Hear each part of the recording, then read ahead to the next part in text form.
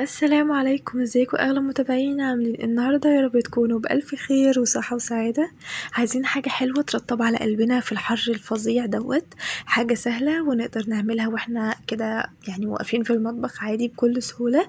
مش مكلف بالمرة، بس هيرطب على قلبنا كتير جدا، وفي نفس الوقت هتفرحي الأولاد وتفرحي نفسك وتفرحي قلبك.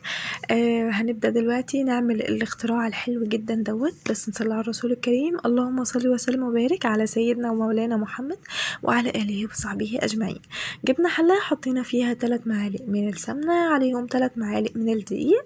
هبدأ أقلبهم كويس جدا على النار لحد ما ريحة الدقيق تبدأ تظهر معايا، ويعني ريحته تتغير ويكون برضو يعني بدل ما كان كده كاتم، لا بحس ان هو فتح شوية كده. تمام، يبقى المرحلة بتاعة التقليب انتهت.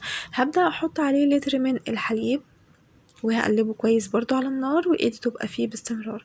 الحليب كامل الدسم، عليه القشطة بتاعته، ولو طبعا مش متوفر عندك تقدري تحطي كوباية من القشطة 100 جرام. وحطيت رشة فانيليا كده وهقلبها كويس جدا. نزلت كده في الطبق اللي انا هقدم فيه بقطع من الكيك. دوت كيك توينكز متوفر عندي. لو انت عندك كيك جاهز انت عاملاه وعندك يعني تقدري تستخدميه في الوصفة دي، هيبقى ممتاز جدا.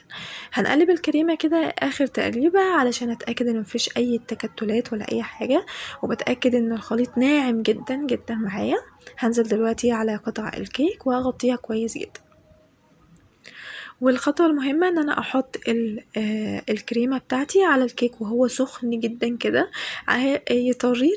يطريلي الكيك، وفي نفس الوقت يعني يعمل لي الطبقة اللي على الوش كده ويجمد معايا بسرعة. هبدأ افضي بقى اي تكتلات او اي هوا من على الوش كده، وهحطها في التلاجة تجمد من على الوش شوية، اكون جهزت الطبقة التانية. عندي كيس جيلي تقدري تستخدمي الطعم اللي انتي بتحبيه، مانجا، فراولة، اي حاجة. انا بالنسبة لي حبيت الفراولة جدا، وبوريكم التعليمات. الكيس دوت يتحط له نص لتر من المية الدافية، المية السخنة عفوا. وهنقلبها بقى لحد ما كل الجيلي دوت يمتزج معايا تماما، وما يكونش فيه اي قطع او اي ترسبات من تحت، عشان لما احط على الخليط ما يكونش كده فيه اي حاجة مش محبوبة يعني. هقلبه كويس، وطبعا عشان احافظ على الشكل المتساوي دوت هجيب سباتولا وهبدأ اصب الخليط دوت من عليها، بحيث ما يعمليش اي يعني اخرام او اي حاجة كده تبوظ لي الطبقة اللي من تحت. هصب الكمية كلها ولحد ما توصل للكمية اللي انا عايزاها يعني. تمام كده، هحطه في التلاجة بقى ليلة كاملة. انا بالنسبة لي سبته 5 ساعات، كان تماسك معايا وكان كويس جدا. اتمنى الفيديو بتاع النهارده يعجبك، وان شاء الله تجربي طريقتي او الاختراع الحلو دوت باسم ان شاء الله يعني. وهيعجبك جدا. حاجة بسيطة كده وسهلة وتقدري تعمليها كده على طول وهيعجبك ان شاء الله. بحبكم في الله يا اغلى متابعين.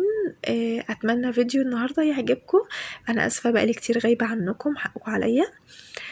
فيا رب الفيديو يعجبكم النهاردة، واشوفكم في فيديو جديد ان شاء الله قريب جدا. اتمنى اشوف رايكم في الكومنتات واشوف تعليقاتكم الحلوه. ولو انتي مش مشتركه عندي تشتركي عندي في القناه، ولكم مني جزيل الشكر. بحبكم في الله جدا. شكرا وسلام.